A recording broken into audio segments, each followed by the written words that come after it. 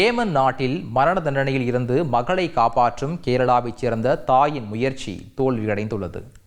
கேரள மாநிலம் பாலக்காட்டைச் சேர்ந்தவர் நிமிஷா பிரியா என்பவர் ஏமன் நாட்டில் தலோல் அப்டோ மக்தி என்ற மருத்துவரின் கிளினிக்கில் செவிலியராக பணிபுரிந்து வந்தார். அவரின் பாஸ்போர்ட்டை மக்தி பறிமுதல் செய்து வைத்திருந்த நிலையில் இந்தியா திரும்பிச் செல்ல பாஸ்போர்ட்டை கேட்டபோது அந்த மருத்துவர் அதை தர மறுத்தார். பாஸ்போர்ட்டை மீட்க அவர் தலோல் மக்திக்கு ஊசி மூலம் மயக்க மருந்தை செலுத்தியுள்ளார். இதில் அந்த நபர் உயிரிழந்து விட்டார். இதனையடுத்து 2017 நிமிஷா பிரியா கைது செய்யப்பட்டார். அவருக்கு விதிக்கப்பட்ட மரண தண்டனையை ரத்து செய்ய வேண்டுமென்றால் மக்தியின் குடும்பத்தினருடன் பேச்சுவார்த்தை நடத்தி இவர்களுக்கு இழப்பீடு வழங்க வேண்டும் என்று ஏமன் அரசு கூறியது.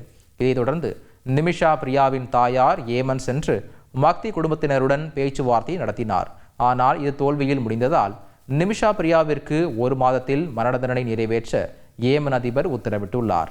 மகளை மரண தண்டனையில் இருந்து காப்பாற்ற தாய் எடுத்த முயற்சி தோல்வியில் முடிவடைந்துள்ளது. செய்திகளை உடனுக்குடன் தெரிந்து கொள்ள உடனே சப்ஸ்கிரைப் பண்ணுங்க.